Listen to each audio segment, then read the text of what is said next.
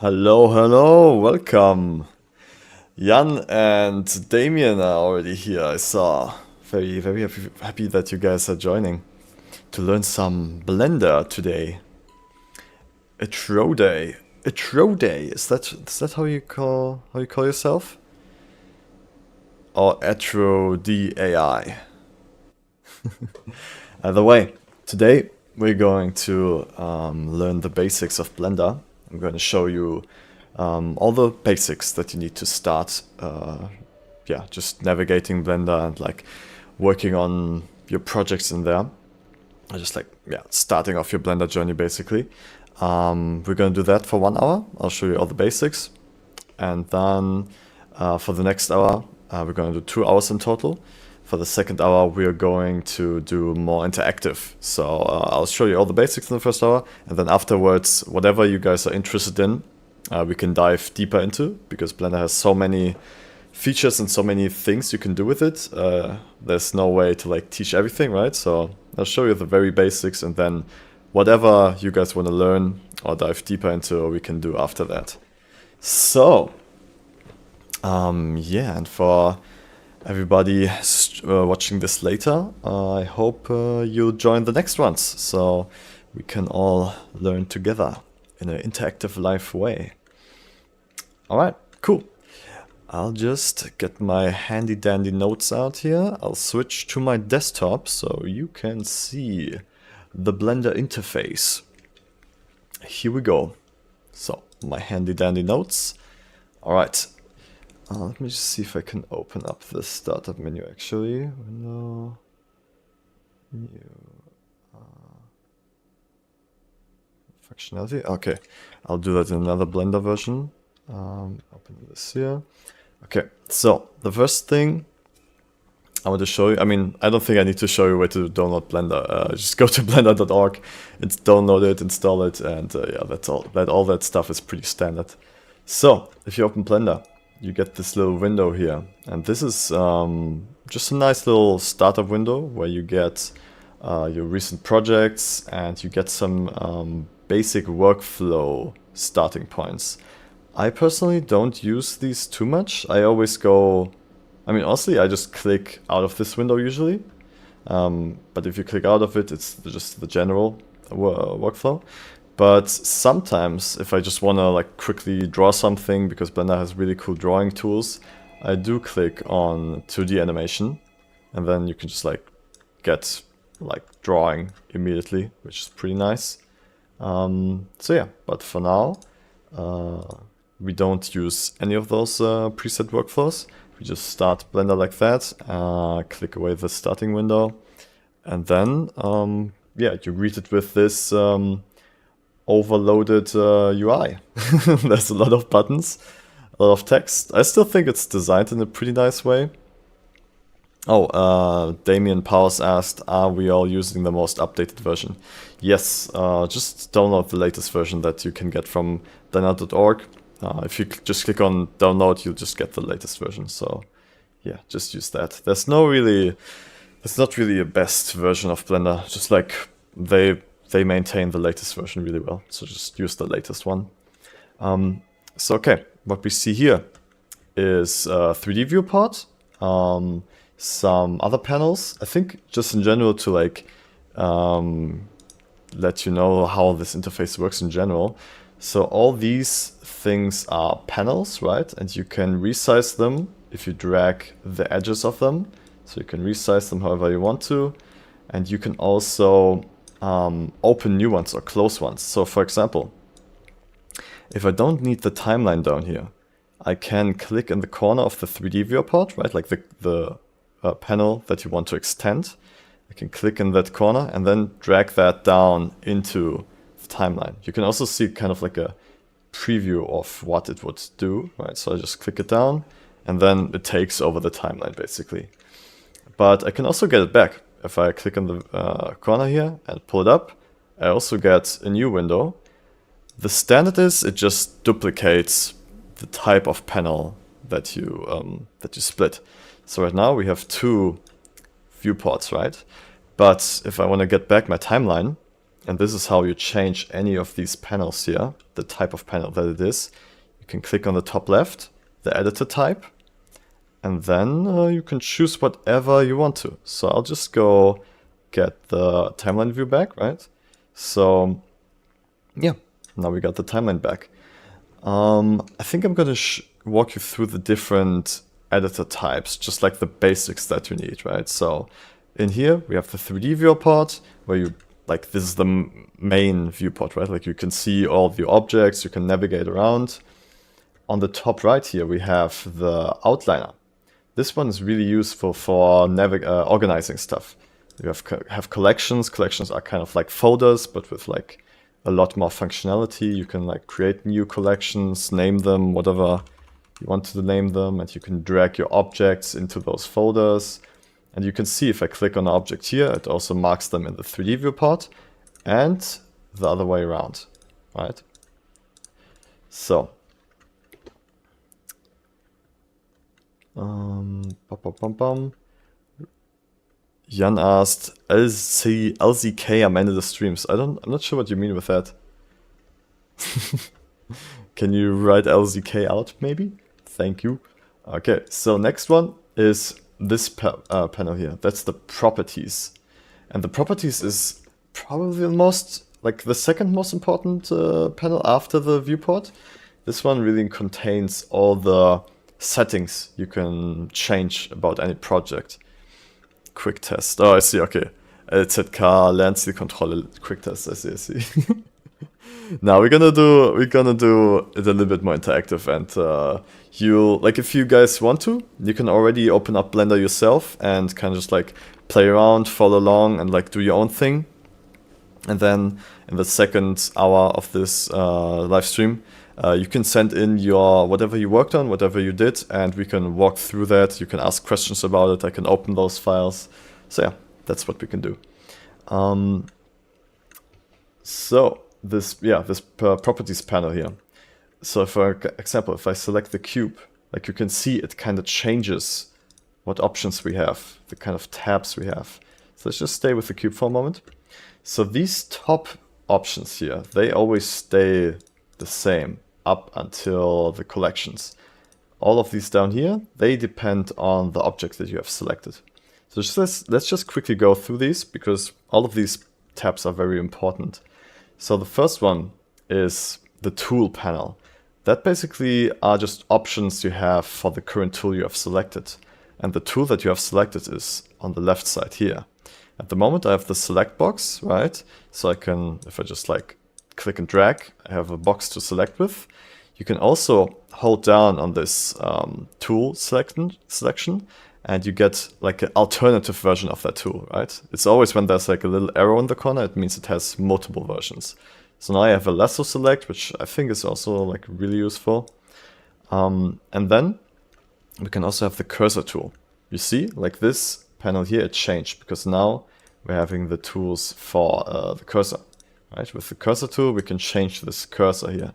And this cursor is useful for a lot of different things, honestly. Like for starters, wherever this cursor is, if you add a new object, it will appear where the cursor is, right?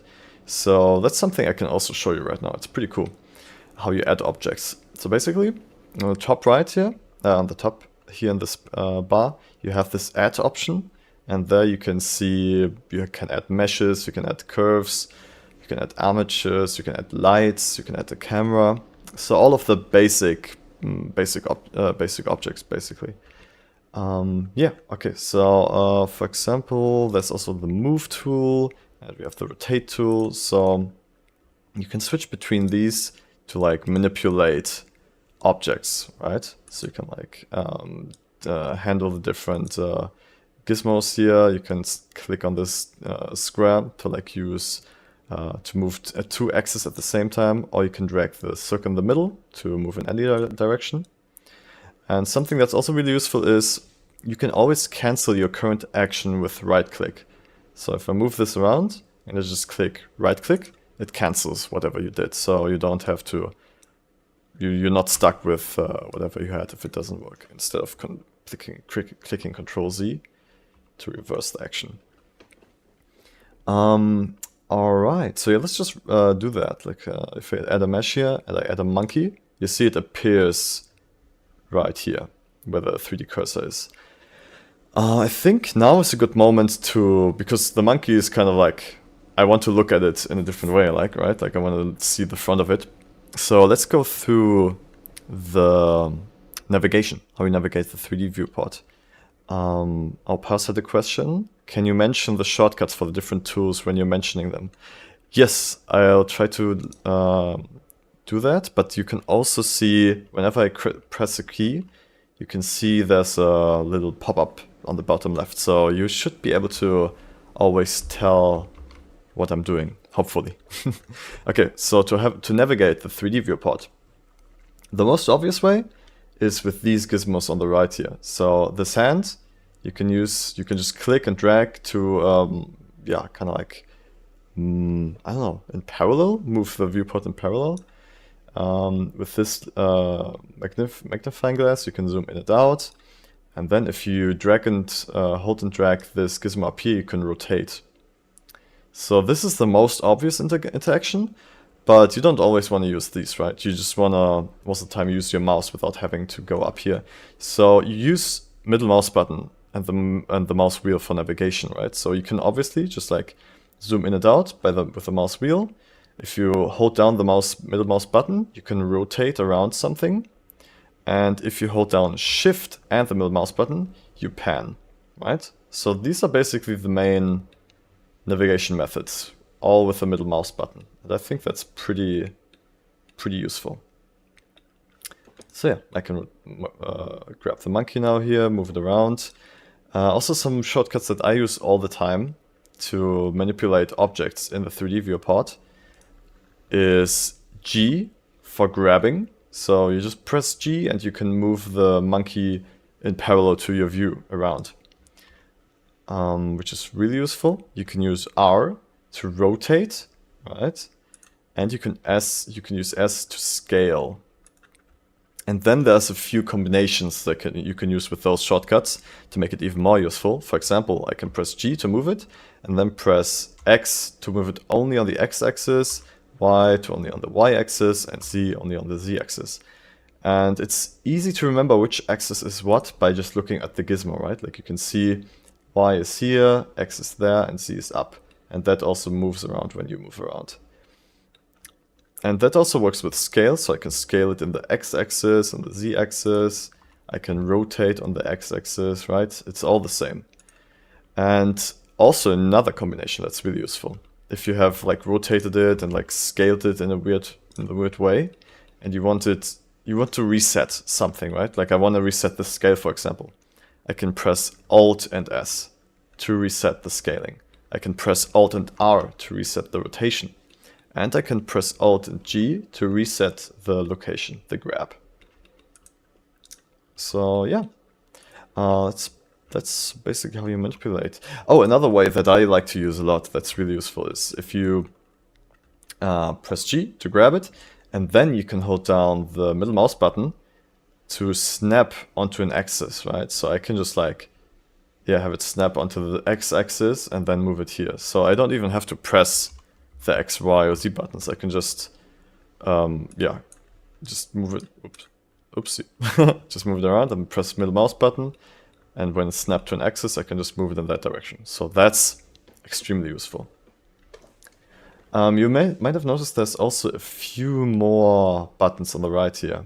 We've got the camera button, which will like put us into the camera view. We have the, oh wait, there was another one. This one is actually really useful. Enable view navigation with the camera view. So the thing is, if you move around from the camera view now, it will snap you out of the camera, which is not always what you want. So if you want to move the camera with the same navigation methods, you go into the camera view and you click this lock button. So this way, the camera is actually locked to your navigation, right? And if you're happy with the new position, you can unlock it again and you can jump out of it.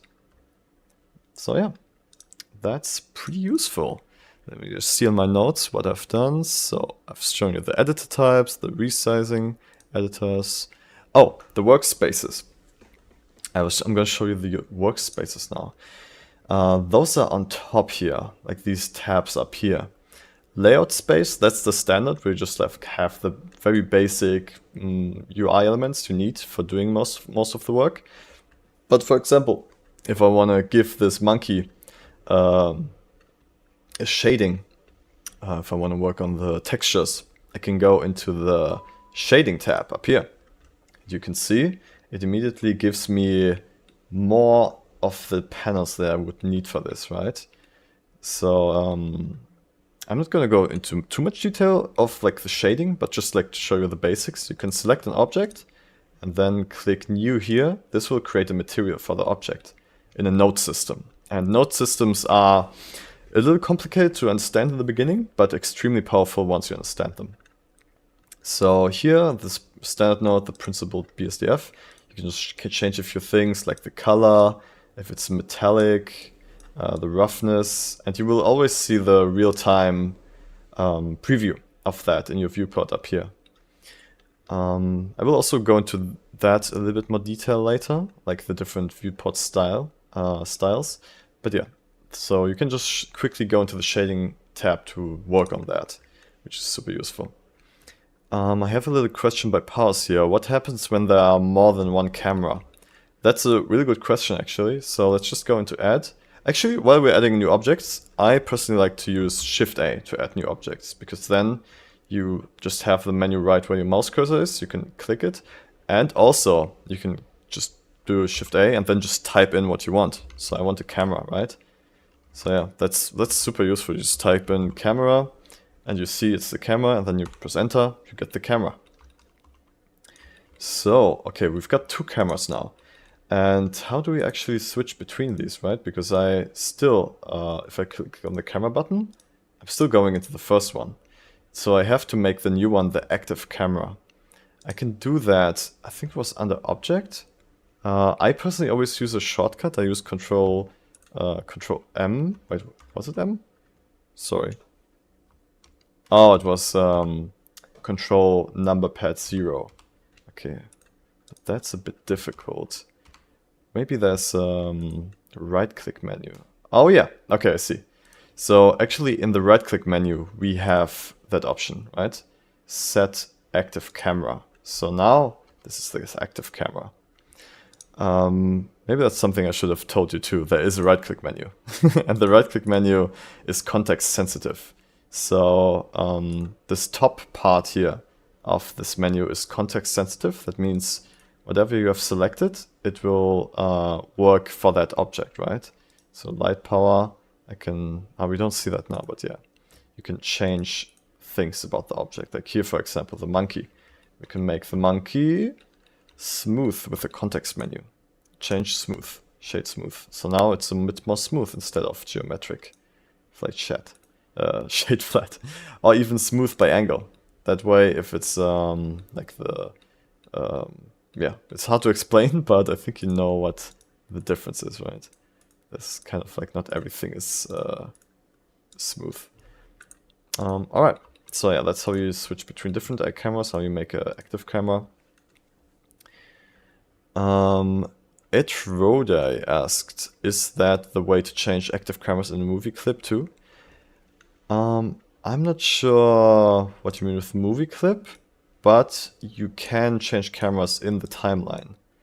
So in the timeline, you can select the camera that you want to have active at that frame, and then, was it under marker? I think under marker. Bind camera to markers, yes. So you can see it created a marker for that camera. And then if we go forward in time, select the other camera, and then bind camera to marker, it creates a new marker. And now you can see it switches the active camera. You can see the which one is the active camera by this little black triangle on top, right? And even if we are in the camera view, it will switch to the other one at that moment. Alright, let's go. This is already a little bit more advanced, so let's go back into the basics, right? Let's just, I guess, quickly show you the other tabs. It's like in modeling, you go directly into model mode, and you can like change the vertices, the position of them. Also here, like all the same all the same shortcuts apply. With G, you move them, and if you select multiple ones with Shift, or even just with the lasso tool, you can also move them, rotate them. Sculpting is also really cool. It just lets you sculpt directly. And we've got all these different tools for sculpting on the left here. Something that I like to do that's really satisfying to quickly sculpt something. You can use the snake hook and enable Dyn Topo. That means dynamic topology. And this will basically create new information on the surface of the mesh that we need to like sculpt stuff. Yeah, just to give you a little intro into this. Now we've got UV editing, animation rendering. All of this stuff is not so important right now. It's pretty advanced. Okay, so now we have our beautiful sculpted monkey head here. Very nice.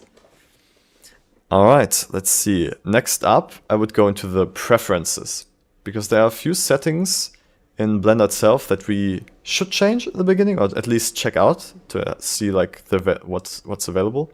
So let's open the preferences. First off, I like to go into the system, because Blender doesn't actually select your GPU when you have a GPU. If you want to render something, Blender doesn't know that from the very beginning, so you have to set that up yourself. So go into the system and then select whatever type of GPU you have. If you have a NVIDIA GPU, you're pretty safe with just selecting optics. I think HIP is for, what was the other one? Team Red? Oh, I totally forgot the name of the other GPU company.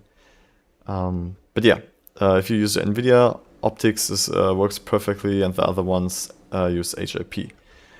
So yeah, I'll just keep that selected. Something else that we should do while we're in system is the undo steps. This is basically how much you can... Oh, yeah, Damien said AMD, that's right. Team AMD. So HIP works with AMD graphics cards most of the time. Okay, so the undo steps. That's basically how many things you can undo, right? Like if you go into edit and undo history, you don't have that big of a history. It's just 32 steps, which I think is a weird limit to put. So I just like to just push this undo steps as high as possible. Oh, Damien Paus also asked about, what about CUDA? That's a good question. CUDA is like the older version of GPU rendering. And I observed that even if you have a card that doesn't support optics, optics is basically RTX cards, right? But even older cards that don't support optics, if you just select optics, they still work. Like, so yeah, I don't think you even need to think about it. Just always select optics when you have an NVIDIA card, and it should work in the best way. Okay, we got that. All right, let's go into the key map. So on the key map, this is something also pretty important. The old Blender workflow was with select with right mouse button, which I personally started learning, and I still think it is a bit more efficient, but left click to select is just more common, right? Like all the other tools, if you left click on something, you select it. I just think selecting with the right click is a bit more useful because you can select through gizmos, you can, like, nothing gets in the way of selecting. It's a bit hard to explain, but maybe you can just try it out. Like, you can try out both options, selecting with left mouse button and right mouse button. I personally gonna switch this to right mouse button. And then what I also like to enable is the tab for pie menu and pie menu and drag and extra shading pie menu items. These are just like pie menus are basically, let me just show you. Do we already have them? Yes. So basically, I haven't shown you this yet, but you can change basically the type of editing you want to do on an object, right? In the moment we are in the object mode. We can see that on the top left here.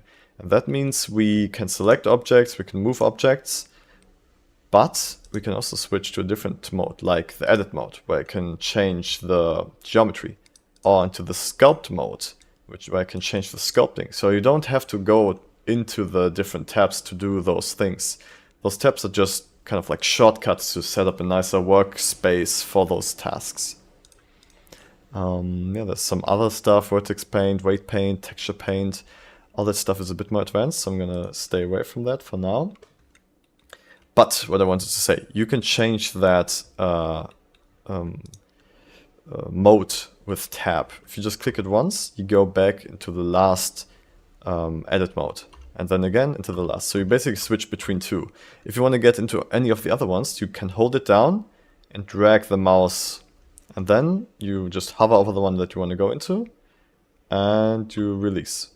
And now you're in it, right? So if you can build a really nice muscle memory with this, but just like really quickly switching between these.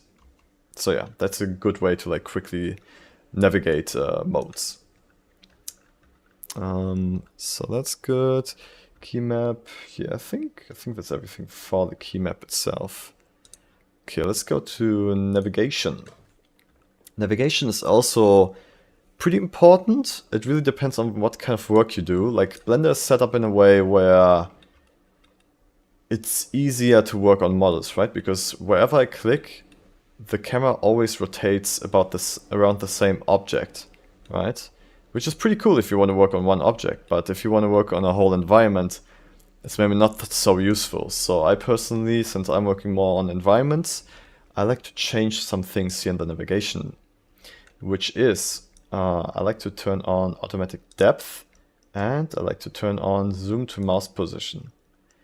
That way, if I now zoom in and out, it zooms into where the mouse is, right? So it's not zooming in into the center, into the one main object, it zooms into where the mouse is. And the same thing applies for orbiting. If I click the middle mouse button, it orbits around where the mouse was, right? So this way, I think it still works that you can work on single objects, but this way you can very easily move around the scene and like look at different paths, right? Like look how quick it is for me to like find a different cube and go to it, right? Like I want to go to that cube, I just push it way to the side, so I can just like kind of like go out and then zoom into that, and I'm already there. It's super easy, super good. So yeah, that's something I like to enable. Then I'm gonna show you one of the basics. Like it's not a basic of Blender, but it's something that you really want to start using. And that's add-ons, because the community in the Blender community is very strong. They have so many useful add-ons that really make your life so much easier.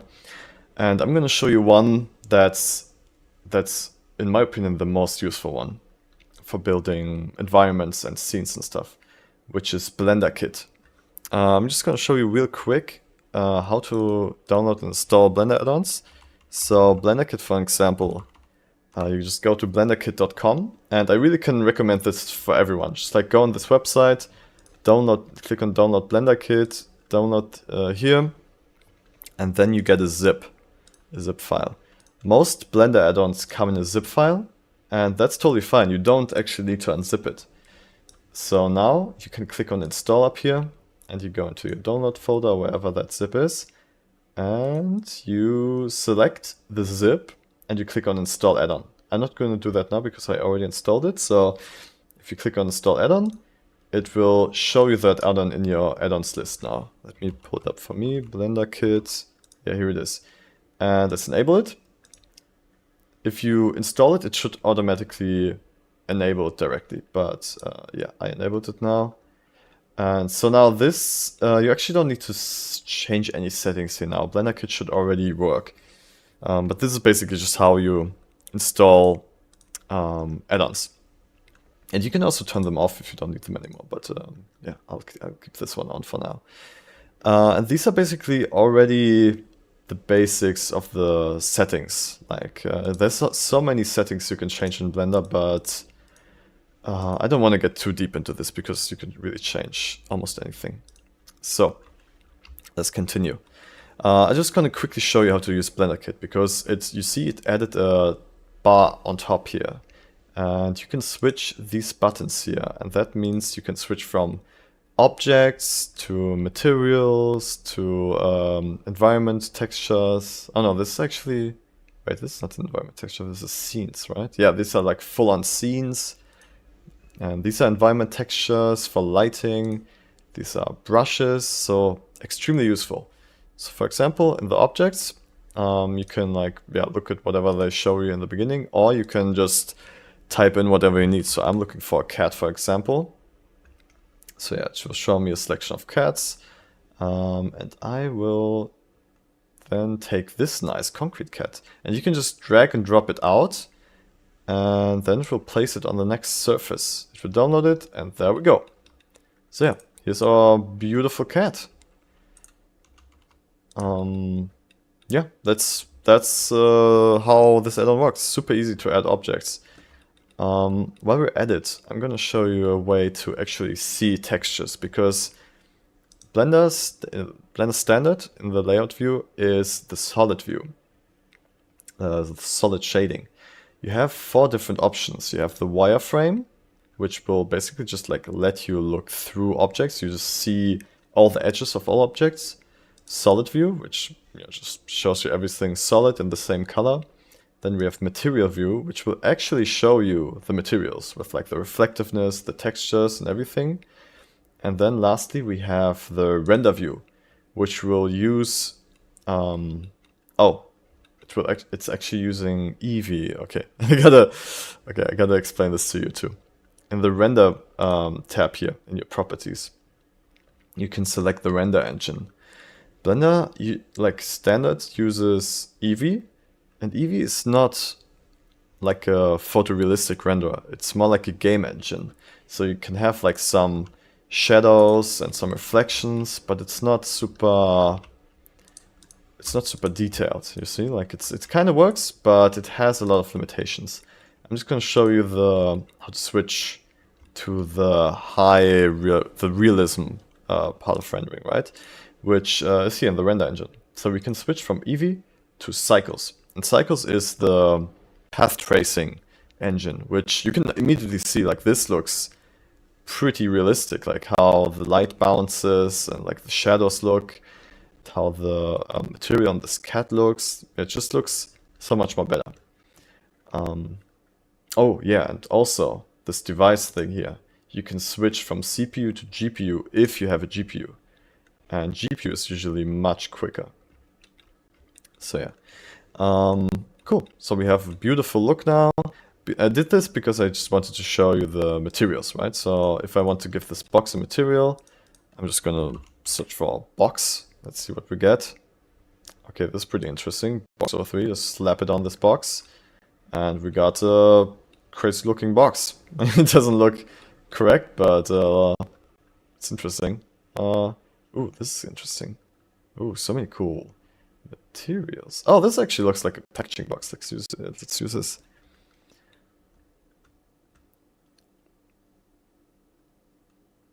Oh, it's still loading.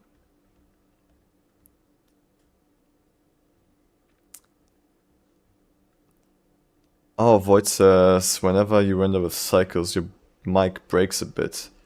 I see. Okay, that's a problem, but I think I can fix that. A sec.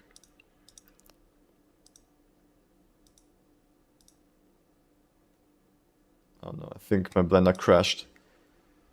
That doesn't usually happen that often. Like, Blender is usually very, very stable. Okay, so let's restart real quick.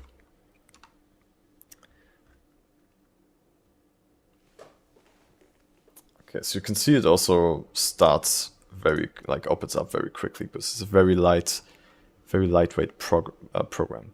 Okay, I'm gonna use load factory settings again, so you guys can start from 0 with me. Alright, but I think that's enough for BlenderKit now. I'm gonna switch this back to GPU. I'm gonna enable my GPU again. Here we go, just the second one.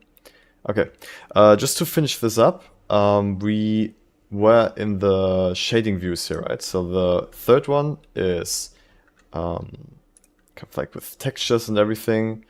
And the last one is actually using the selected render engine, right? So if I go into this now, it uses cycles. But if I switch it to Eevee, it uses Eevee. Okay, we don't see that much of a difference because Eevee is really good and looking good at this point, but now we should see it. Yeah. So you can have the final quality already in the viewport, which is really very, very useful to see. Okay, so let's move on. We got screen, middle of buttons. Okay, I'm going to show you a few ways to like have the viewport in more useful ways, or like to use in different ways. Something that's very useful is to use the shortcut Ctrl-Alt-Q. That way you get like a quad view split, and this helps to kind of like get an overview of a scene. It looks very like mathematic, right? Like very like I don't know, like a how's it called? Like a blueprint of a house or of a model.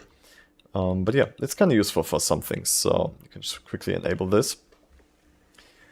Then there's also a quick, cool shortcut to full screen whatever editor you have. That's Control Space. So that just basically full screens the current editor that you have your mouse over, right? I can also do that with the outliner, I can do that with properties, timeline. So that's just a really useful way to like get more space for whatever you're working on. We got a question here. Trodai asked, how many samples should be used for viewport or render? That really depends on what scene you have. Most scenes totally... Honestly, like the Blender default settings are way too high in my opinion. Like the viewport samples, I most of the time just have at 256. And even the render samples, I have them usually at even not 1000. I mean, 1024 is a good sample for final render. Most of the time it will look pretty clean. But I usually start off with even half of that, which is 512. Because most of the time it's fine. It's totally enough. Oh yeah, something that I just did that's also really useful. You can just type in math formulas into any field and it will just calculate it and put in the resolution, the result. Yep. Also something that I should tell you that's really useful. If I go into the object properties here of the cube, and you can see we also have the location settings here. Something that's cool is that you can, if you like move this value and hold down shift, you can get finer control of it, right? And also with the scaling here, that's a problem that I had, right? You can only scale in one direction, but what if I want to make it bigger in all directions, right? Like in the viewport, you can use S to just scale it, but there's also a way to affect multiple values at once. I can just drag down and then move to the side. This is like, I don't know, like I feel like the Blender interface, how it works is crazy advanced. Pause asked something, I switched to right-click select like you, but how do I get the right-click menu now? Ah, that's a good question. So if you have right-click to select, you get the right-click menu by pressing W, where I actually need to enable right-click. Here we go. So yeah, W opens the right-click menu basically. Okay. So what's this? Lasso tool. Yeah, there we go. Okay, next up, full screen. We got that. We got the camera. We got the gizmo. We got the preferences. Object viewport manipulation. Okay, I don't fully remember what I mean with that note. We got the add objects. Okay, I'm gonna show you how to add lights, right? So if we go back into our render view here with cycles, and let me know, guys, if my microphone still is struggling. I think it should sound fine now, even though I'm rendering. Okay, So we already have one light in the scene, right? So this one, we can move around, you can see it's lighting it. And let's add a new light here with the area light. I personally like area lights a lot because let's just delete the other one so we can see what it does. Because it gives you a lot of control on how you want the light to look like. You can also see when we select the light, we get this little light data tab here. Where we can change all the values, all the settings about the light. Like right here, the power is the strength. The size is basically the shadow softness. Basically, it's like the size of the light source, which will make the shadows sharper or softer. Yeah, something else you can also change in some light types is the spread. That means how far the light casts, right? So we can kind of like tone this down, and then you can see it's more of a spotlight suddenly. But at that point, why not just use a real spotlight, right? So let's do that. Let's add a spotlight. So yeah, this is a spotlight. It also has a few cool features. You can also see some of the objects have viewport manipulators. So this one in the spotlight, for example, you can change the angle of the spotlight. And this one is really useful, this little yellow dot. You can drag that and then it will basically look at whatever you have your mouse over. So it's really useful to like change where a light shines at, right? Like you can move it around and then, okay, I wanted to shine at this monkey here. So yeah, very useful, very good. We can also, with the spotlight, change the softness, the blend, which is really good, because that way you can get like a really like theatrical spotlight like this with really sharp shadows, or you can have it really soft to make it feel more realistic, I guess, less theatrical. Another light that's really important is the sunlight, and this one, it doesn't depend where the sunlight is, because it will shine from one direction only, right? So only the rotation is important.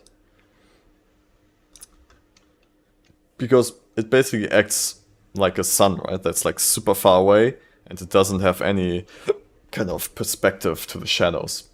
You can also change the softness with the angle value here, the strength here. Yeah, that's the sunlight. Very useful for exterior scenes. Alright, we got that. The edit tabs, we got that. Alright, so now you should have the very basic knowledge to create a scene, right? So I'm just going to show you a few of the render settings that you could use to render out your scene. So let's go into our camera.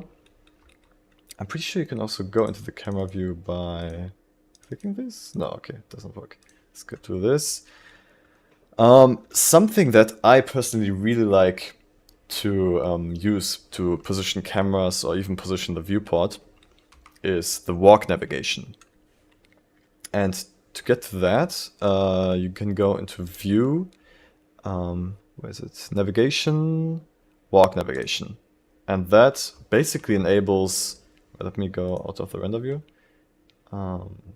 Actually, something for the render view here for the third one. The third one is basically using Eevee, and you can enable the lights and the world. That means whatever you see in the viewport already looks even closer to the final image. Okay, so let's go back into the walk navigation. I was also thinking I should show you a really cool trick, because the F3 button is very powerful in Blender. It basically lets you search for whatever function there is, right? Like whatever you can do. So right now I want to do the walk navigation, right? So I can just type in walk and it pops up. I press enter and I'm in the walk navigation. So yeah, F3 is super useful. It also lets you just kind of discover new things, right? Like if you're wondering, if I have this monkey and I'm wondering, okay, can I subdivide it? Okay, I can't subdivide, but I can subtract. I don't know what that is yet, but at least I know it's available. So yeah, it's really useful F3. You can also add objects just with this, right? Just type in cube and you get a cube. So yeah, F3, extremely useful. Pause had a question. I switched to right click. Oh no, already answered that. Okay, let's go back into walk navigation. So yeah, it's like a first person shooter. You can just like with WASD move around. With E you can move up. With Q you can move down. With Shift you can go quicker. With scrolling the mouse wheel you can also increase or decrease your speed. And something really insane, you can press tab and you will activate gravity. So now you can walk around the scene as if it was, oh shit, I fell down. So now you can walk around as if it was a real game. It's pretty cool, right?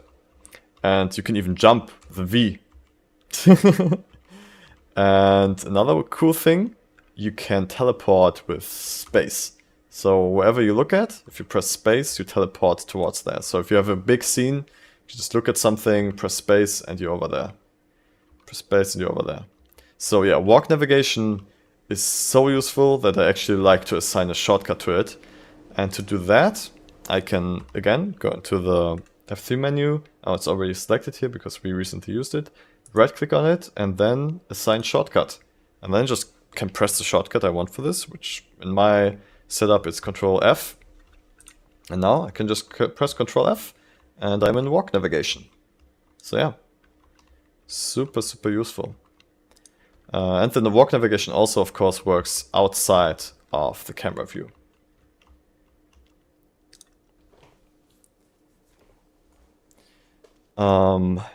At Rodai also asked, good use for get realistic sizing of objects. Yeah, kind of, I guess. Like you can just activate and then like activate gravity and you can see how it would feel like for a human to look at it. But I personally like to add a reference human. And for that I like to use BlenderKit. So I have that in my startup file always, but some things did not stay enabled because Blender crashed. So let me just quickly enable these, depth, add on my BlenderKit. Here we go. Okay, so I just like to look for human, right? And then just, these are a little heavyweight maybe. Human scan. Okay, most of these are pretty high quality. I just want like a low quality. Oh, you know what? I think Blender actually comes with a human model. And that's something I want to show you too. This is super cool. So let's change this timeline view down here to the asset browser. Because the asset browser... Oh no, it doesn't come with the human model. Oh, I forgot. But the asset browser is something really useful because at the moment Blender only comes with hair assets, but how it works is that you can add anything from your scene as an asset. So for example, Suzanne here, and I can go into, was it available here? No, I guess not. Here in the outliner, I can right click on Suzanne and mark as an asset, and that makes her show up in my asset browser. And that way I can super easily just like drag and drop her into the scene. So if you have something like a light post or a special kind of building, you can just mark it as an asset and then just drag and drop it out of the asset browser. It's very useful, very, very useful. Okay, but back to the human to get a scale reference, right? So I wanted to have a human model here, but these are also high detailed. Human soul, I think it was called soul.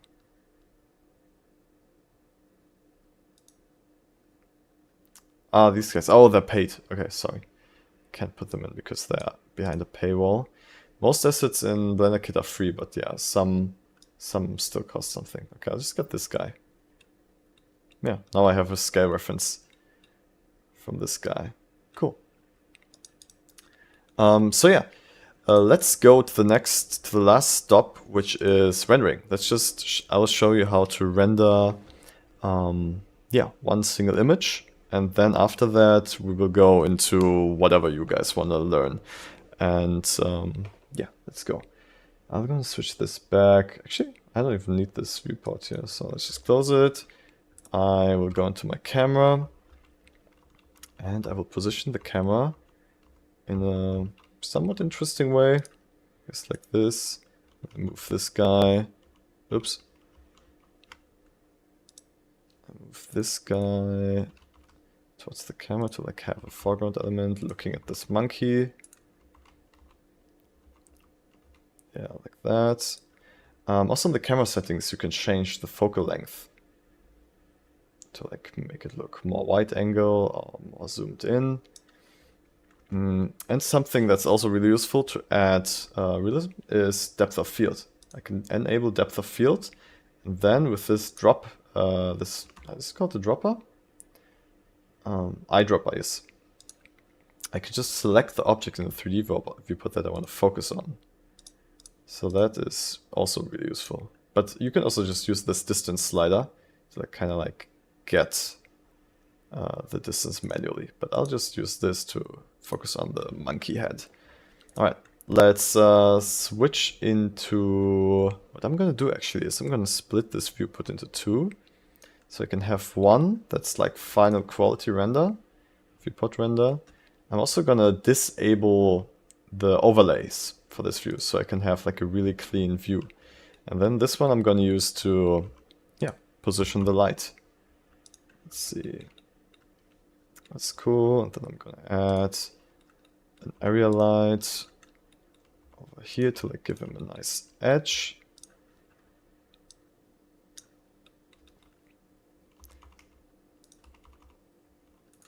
A little bit like that. Yeah, I'm going to duplicate this light to the monkey to also give it an edge. You can duplicate an object very quickly with Shift D, and then it duplicates it and you can directly place it somewhere else. So I guess something like this. I'm going to shade the monkey smooth again. Like that. Okay. And something like a last thing to like really elevate your renders, which really helps, is to get a HDRI, like a 360 image around your scene to yeah, have a little bit more realistic lighting. You can do that with Blender Kit also really easy. Just click on the HDRI tab and then you can immediately just kind of like pick one that you like, or you look for sunset, for example. Oh, this one is pretty nice. And then you can just drag and drop that again. You can select the resolution. Yeah, here we go. So now we have, it's a bit bright in my opinion. Maybe let's actually look for something with night, something at night. Oh, that's interesting, in a park. Okay, let's see how that looks. Not that good, honestly. But I don't want to put too much time into like getting a nice looking render myself yet. Oh, this is kind of cool. Okay, so if we're happy with this, right? Actually, to be a bit more happy, I'm gonna decrease the f-stop, and the f-stop will make the background more blurry and the focus object more in focus. So yeah, if we have like a low f-stop, like 0.4, like the background is really blurry and the foreground is really blurry. So it looks kind of nice, but very artistic. Yeah. So okay, if we're happy with this, we can go into the render settings, and the settings that we changed here were only the samples. So the standard settings should work well. We can go into the more in detail later maybe, but for now they should work nicely. So now go into render and just click on render image, and you will get a little pop-up. It will start rendering. You can see up here the samples, and then it's done. And it will actually also apply a denoise. You can see that here in render, it actually has denoising enabled. That means if we have a very low sample count, like 51, right? Like this is very, very low. it will be very noisy, but the denoiser will make it not noisy. It works really well most of the time. You just have to play around, see how many samples you need for it to like not look weird. So from my example here, it actually looks totally fine with that little amount of samples. Oh, Atrodi is heading out. Yeah, I'm happy that you joined. Have a great night, man. Have a great day. And Paus asked, skeleton? What do you mean skeleton? You want a skeleton in this scene? So yeah, wait, let me get back to the render. Okay, so we have our render now, right? And this is just image, so you can go up here to image and save as, and then you just have like an export window with like, you can save it as a PNG, as a JPEG, just standard stuff, yeah. So let's just do this, man looking at monkey. There we go. Now it's saved as an image. Yeah, and those are all the basics you really need to get started with Blender. So now I would say just like do your own thing. Send me project files whenever you want me to look at something, or let me know what other parts of Blender you're interested in, because there's a lot of different things we can do. So yeah, just type in the chat what you want to look into, what you want to know more about, and then we can go there.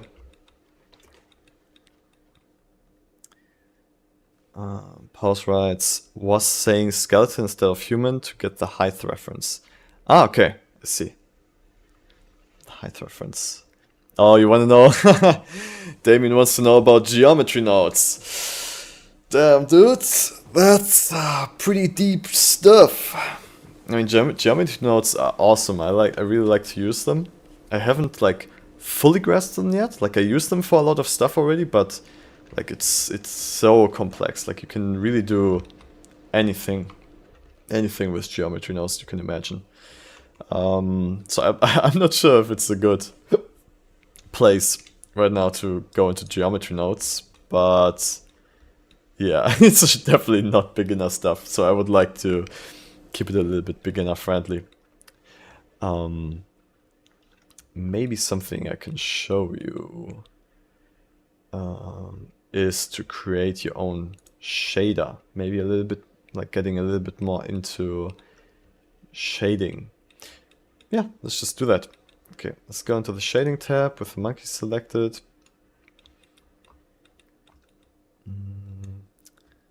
And I'm also, yeah, I'm gonna create a new material here for the monkey.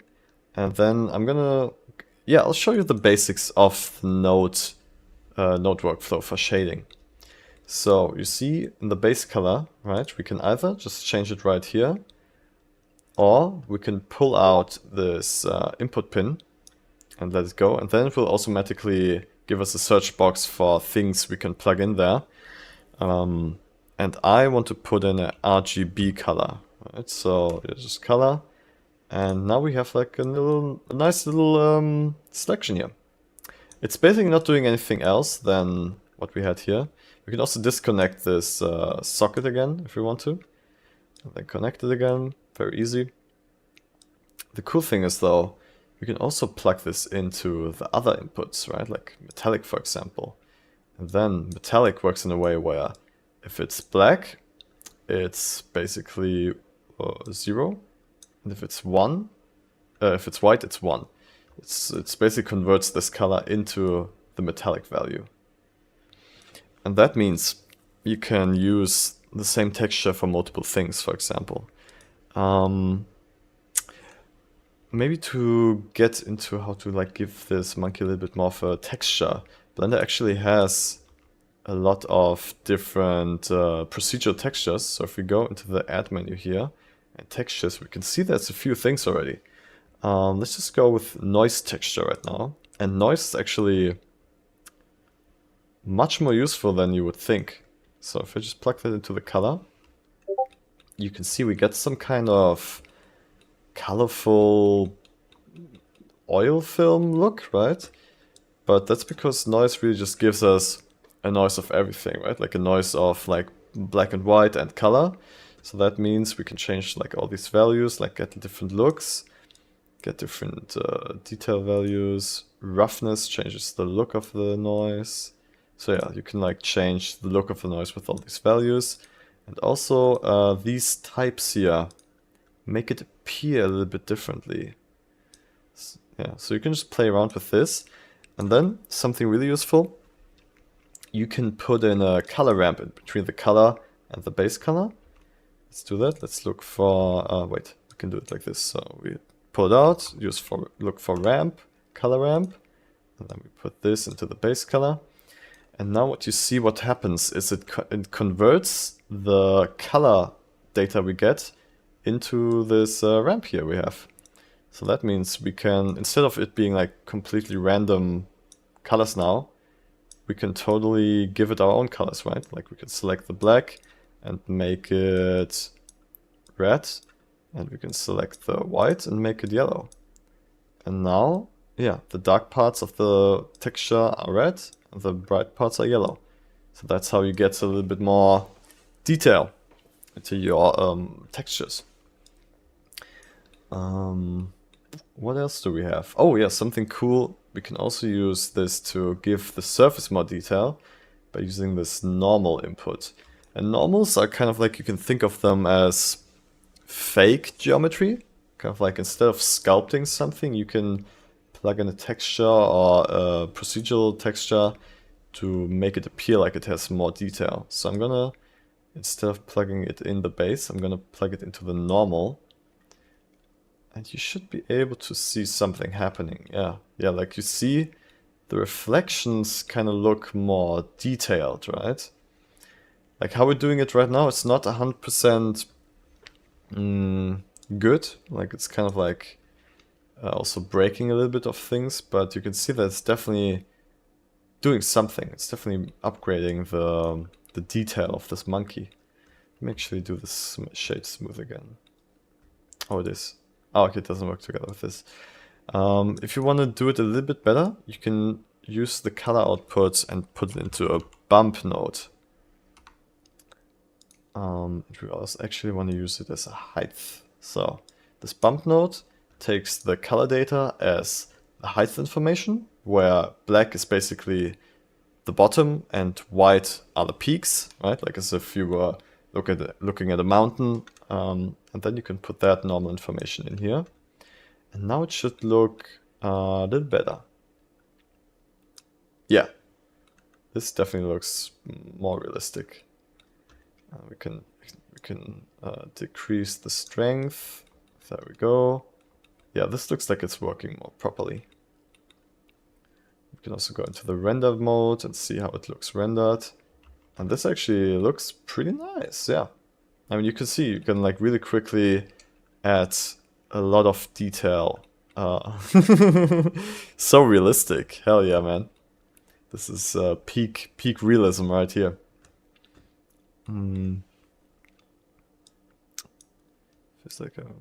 Feels like I'm there with the monkey. You are in the 3D world. Maybe you are this guy. Are you this man, perhaps? Yeah. Are you guys interested in this shading aspect, or should we move into something else? I could just keep going with shading because there's a lot of stuff you can do. Maybe something that would make sense for the shading still is how to use images, right? How to use textures. So let me just see if I have a texture here in my donut folder that we can use. I have the render. Okay, this is maybe something interesting. So for this ground plane here, let us create a material for the ground plane. And then I'm just gonna, like from my download folder, I'm just gonna drag and drop the render we had into this node graph. And that gives us an image node. So if I put this into the base color now, you can see it's on the plane. So that's how we put textures on objects. Pause writes, honestly, I'm interested in everything and I don't know a lot, so shading is great. Alright, cool. So yeah, now we have this texture here.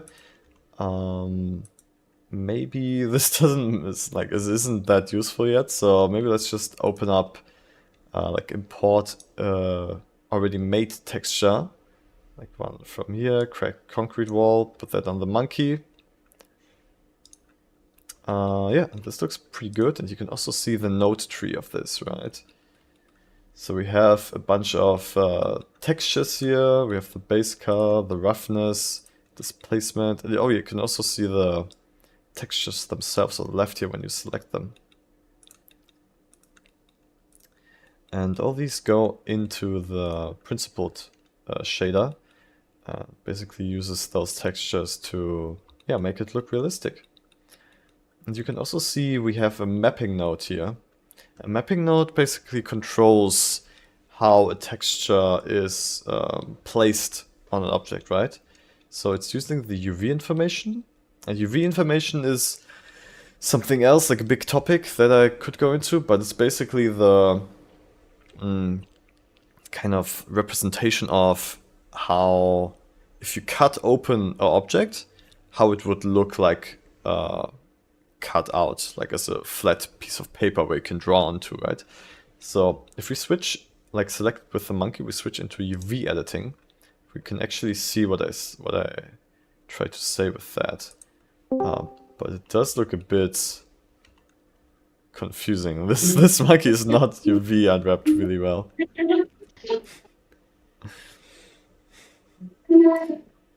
Hey, GGG Genius, you joined us. Do you have a question? So yeah, maybe this is not a good example. Let's see with the cube. Okay, the cube is actually a good example. So you can see the UV map is basically, the surfaces just spread out onto a thin or flat piece of paper, and that basically helps the 3D program to decide where to put a texture, because textures are flat, so we need to convert 3D objects also in a flat representation somehow. Yeah, that's that. Okay, so we have this, and yeah, that's what the UV information is for. And we can also change this mapping node. So if we move around these location values, you can see the texture is moving on top of the monkey. But what if this monkey, for example, it looks a little bit too big? Like what if I wanted to appear smaller, so the texture needs to be bigger? That you can do that with the scale here, and again click drag downwards, and then can scale it up and down. What's a little bit weird is that the scale actually works the other way around here, where if the scale is smaller, it appears bigger on the object. If it's bigger, it appears smaller on the object. A little trick that you can do to control this more easily is you can just drag out the scale input and search for value. This way you just get a single value that you can change, and it changes all of the 3 axes at once. What does UV mean? That's a good question. What does UV mean? I don't actually know. Ultraviolet? No. UV map. What is UV mapping? What does mean UV in UV mapping? Yeah, okay, the question is a bit weird, but mapping yes. Texture is usually in 2 dimensions. We use the UV coordinate axis and ignore the W.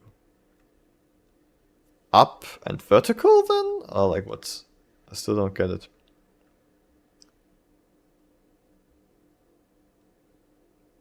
UV, and the location of the polygon on the image is UVW. Okay, so I guess it's the coordinates. W being like the depth axis. But since it's 2D, we don't need that. But I still don't know why those letters were chosen. So yeah, I can't give you a full explanation yet. Maybe that's something that we have to research in the future.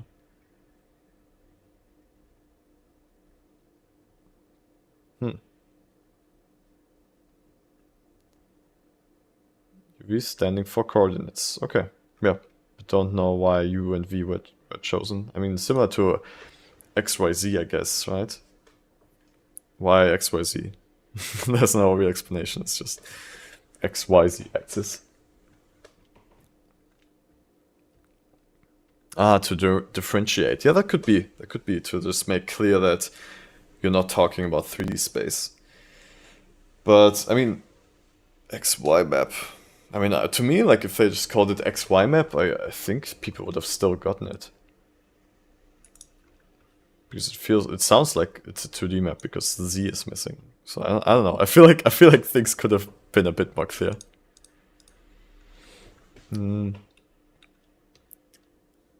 Alright. Okay. Thinking of showing a different part because what else should we dive into? Modeling. Maybe some basics for modeling.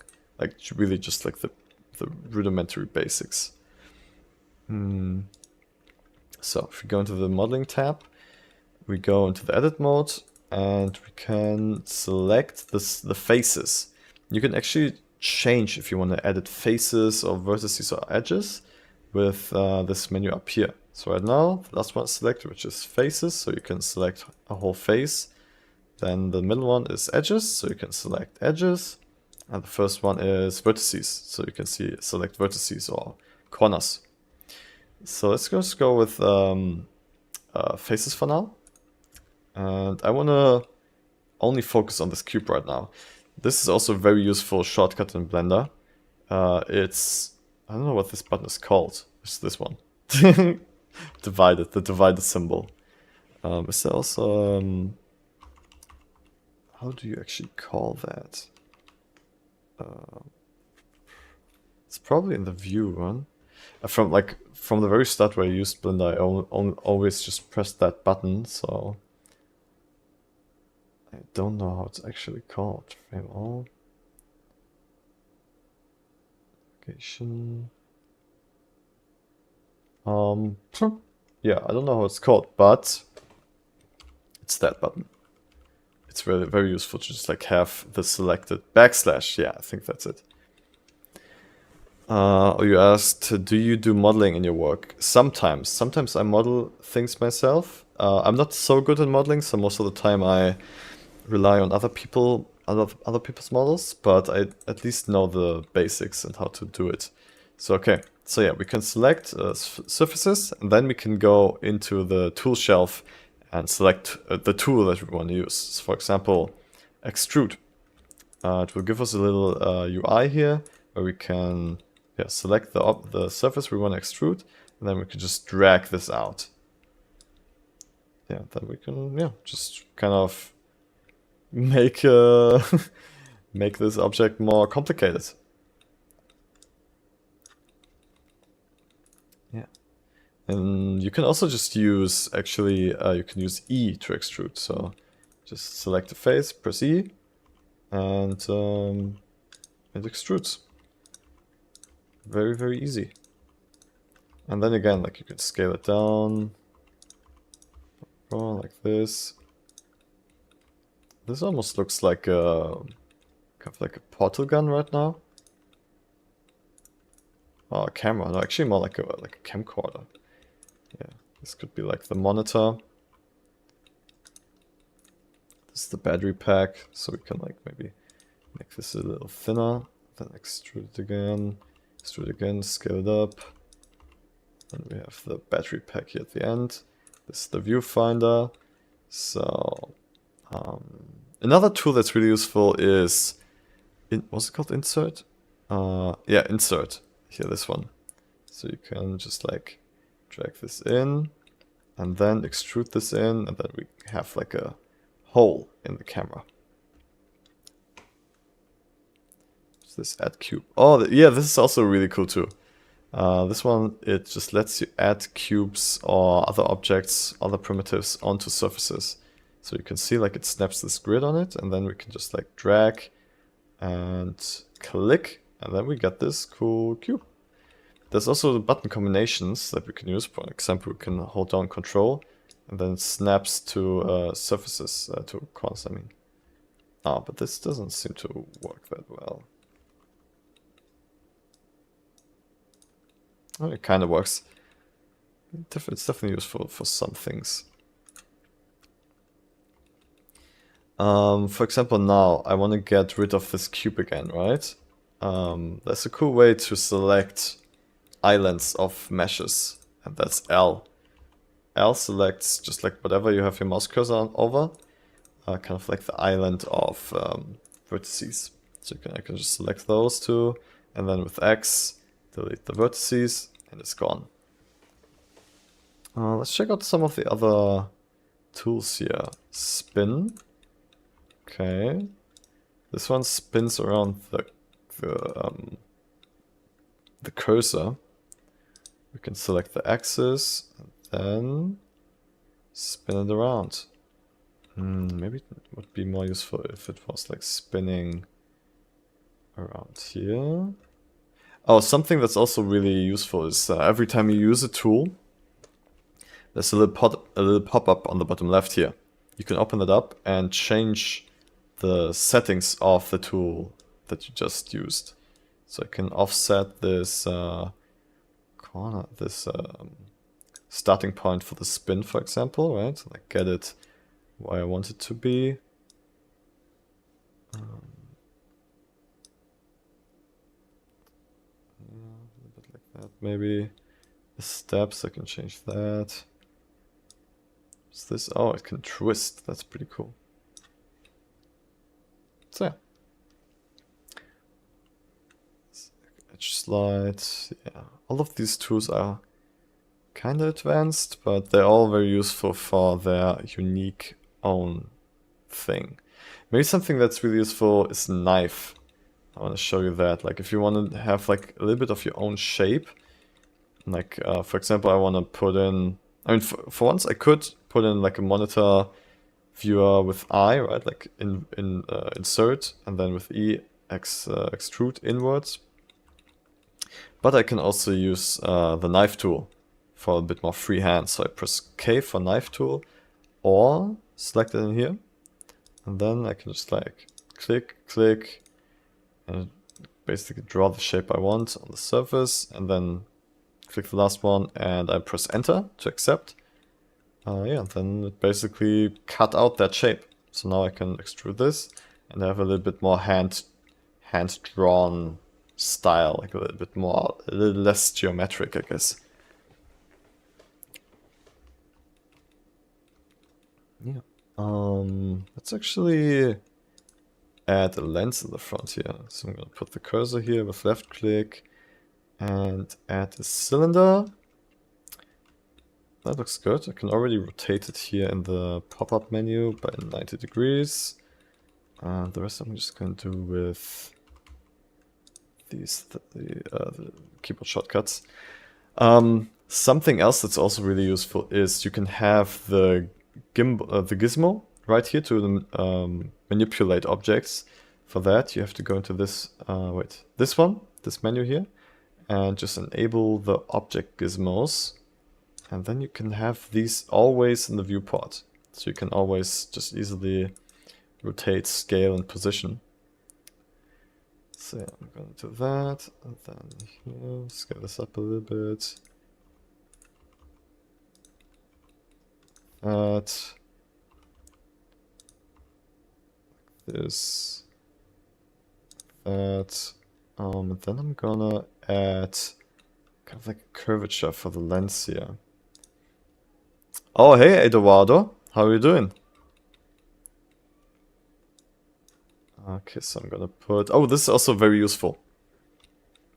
If you want to put for example, I want to add like a sphere right here in the center of the lens, right? To like get it perfectly placed in the center.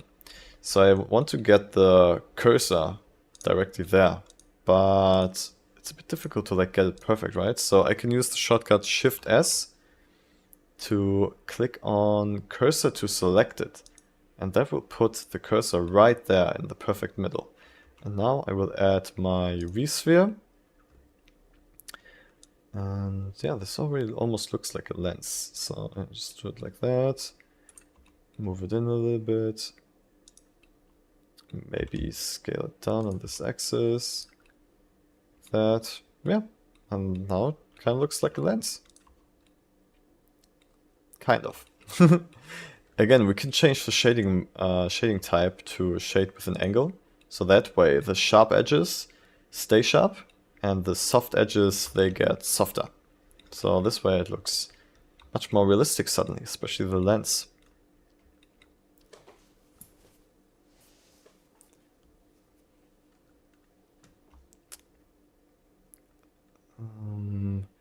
Paul suggests to do a glass texture for the lens. Sure. I mean, yeah, let's just add a few materials to this. Okay, so let's go back to shading. Oh, we've got all these objects here now. Okay, I'm gonna separate again. No, actually, I am going to just move all these objects somewhere else, I guess. Or I'm going to move them to a new collection and hide that collection. You can do that by, with the objects you want to move to a new collection, just press M. Then you can create a new collection. You can call this, I don't know, I'm just going to call this old. And I'm going to disable this collection so it's not visible anymore. I'm also going to put this guy in there. Just like drag and drop him in there. Yeah, there we go. Okay, so something that we need to do to have multiple materials is to separate them. So for example, I need to have this one as its own material, right? Like this mesh here. So I'm gonna add a new material and assign, click on assign to assign this part of the geometry to this material. I'm gonna press new, and then instead of the principled BSDF, I'm gonna delete this and search for glass. I'm just gonna put the glass in here. And that, wait, I'm gonna disable the overlay so we can actually see it a bit better. Yeah, now it looks like glass. Okay, let's select this part here, create a new material, assign, and I'm gonna do a new, and I'm gonna try to make this look like plastic, I guess. Make it a bit darker. I'm gonna get a noise texture to like get very fine displacement. I'm just gonna put this in the surface, just like check how it looks right now. Okay. I need it to be much smaller. It's more like this. Okay, that should work. I'm gonna put this in. Wait, I'm gonna add a bump node. Put that into the height and that into the normal. And now we should have it look a little bit more. Oh, here we go. Oh yeah, but this is way too much for sure.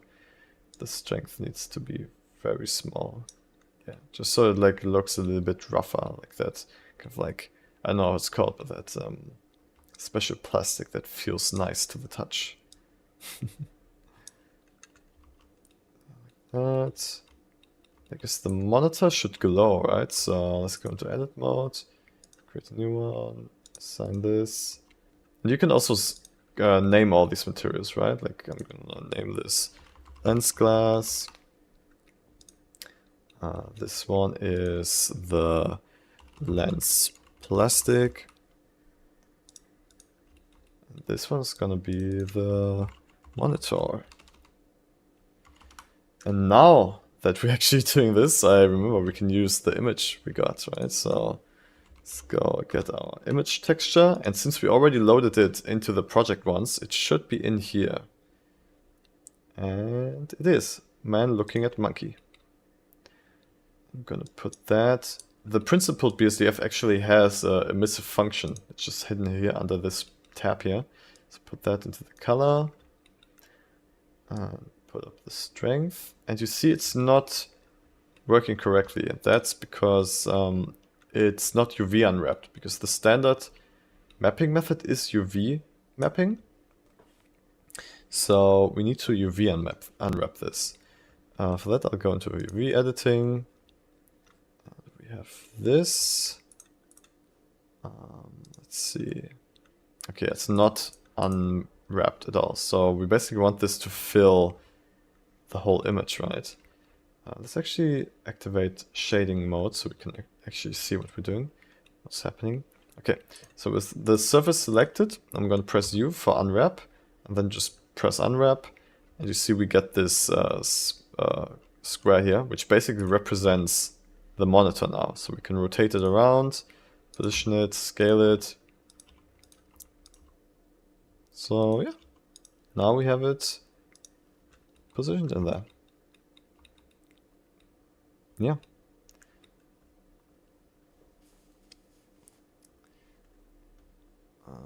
Hey, welcome Lei Wu. The huge camera, yeah. Even Dave couldn't carry it. Separate or assign. I don't know if I am right. Separate or assign. What's your question with that?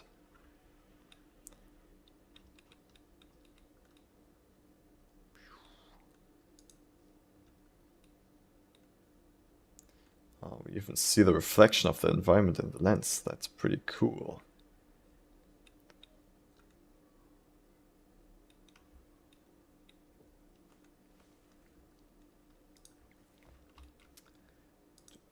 Yeah, okay. That's some basics for shading, I guess, and UV unwrapping, texturing. Maybe, oh yeah, something that I can still, of course, show you for the basics is animation. So I'm just gonna start a whole new project. Actually, I'm gonna use my setup again, so I'm just familiar with my settings. You can actually get my settings, my startup file with all the, like with this, that I like to use from the Discord server. It's here under the resources. Here, the Blender startup file cover style. So yeah, if you wanna kind of like use my setup that I perfected over the years, you can just download it and save it as a startup file. Okay, let's do some animation. So, just a very quick way to animate things that's really fun is kind of like puppeteering. So you can enable this automatic keyframing option. That means every time you move an object or change a value and change the time, it will create keyframes. So you can just do this, and then if you play it back, it's already animated. But even more fun way to do that, I'm gonna do Control Z for this. Even more fun way to do this is by moving it while it's playing back. So I press play, and then I just move it around. And you can see it's automatically creating keyframes on the bottom there. I can pause it again, and it's animated. Yeah, and you can already do a lot of animation this way, and then just refine it afterwards. And you can basically animate every property in Blender. You can also like yeah, animate rotation here. I was not actually adding a keyframe here.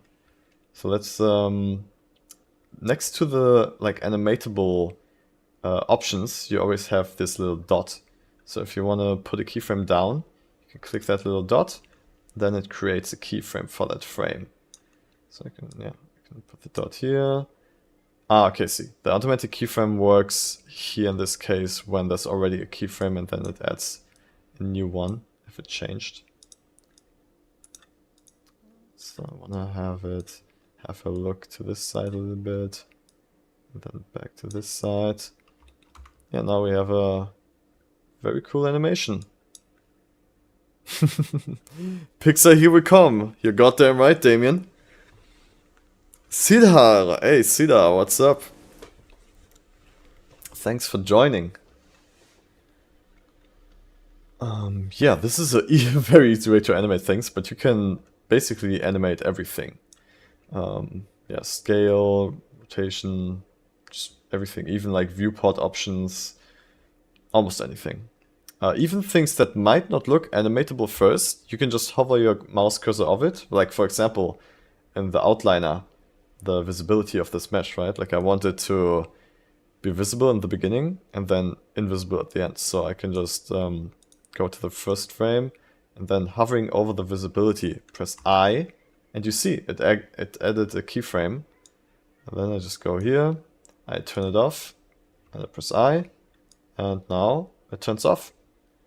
Yeah, so you can animate almost anything that way. Also in the node graph, in the shading, you can see like if I press I above one of these values, I can also put keyframes down for those. So yeah, go crazy with animation. Just make everything move. Something that's useful for animation is in the timeline viewer here. You can extend from the left here by dragging this little arrow.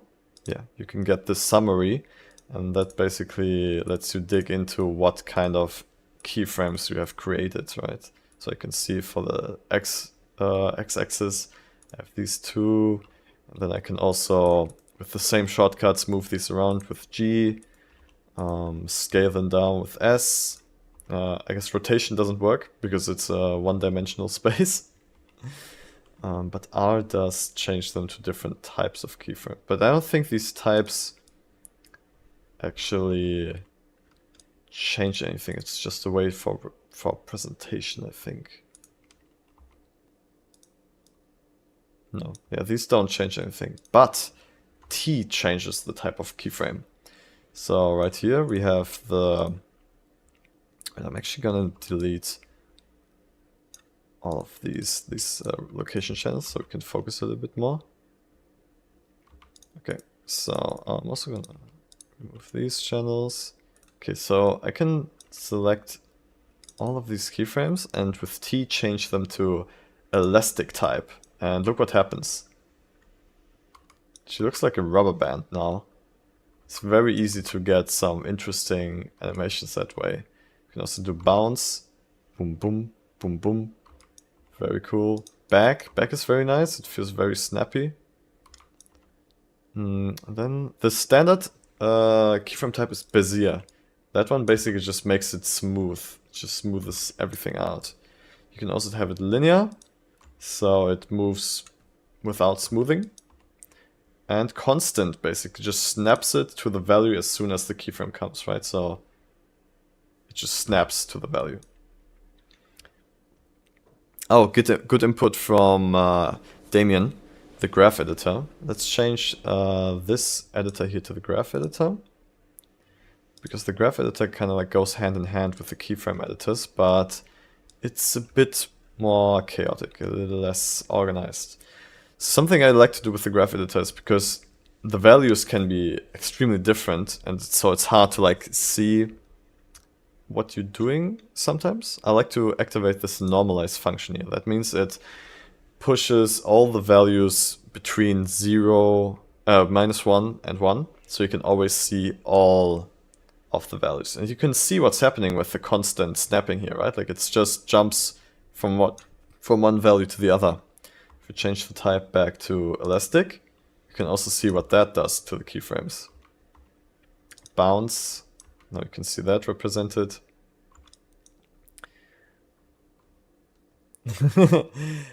Damien is a graph editor pro in After Effects. Very nice, my friend. Yeah, I mean, when you understand the graph editor, you can make animations feel really, really smooth. So for example, I'm going to change this back to Bezier, and that gives us these handles here. And I can move these handles in a way where the animation feels very satisfying. For example, like this. So she moves in and stops quick, and then, yeah, it almost feels cartoony already, right? Like how she moves and then like quickly snaps back. So yeah, you can really dial in your animation this way.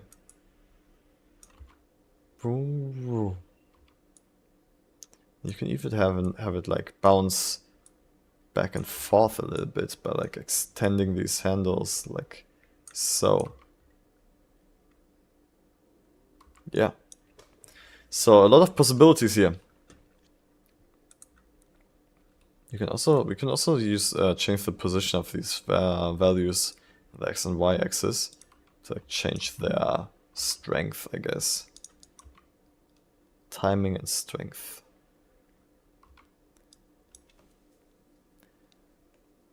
Yeah. Okay. I think I'm gonna do a little 20-minute break until the next stream, because we are going... I basically taught you guys everything that you need to get started now.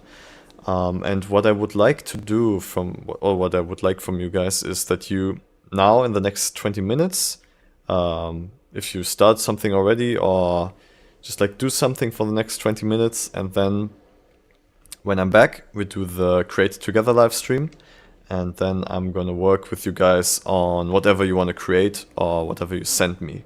So that's the plan. Yeah. Alright. Alright, I'm gonna stop the stream now, and I'll see you guys again in 20 minutes.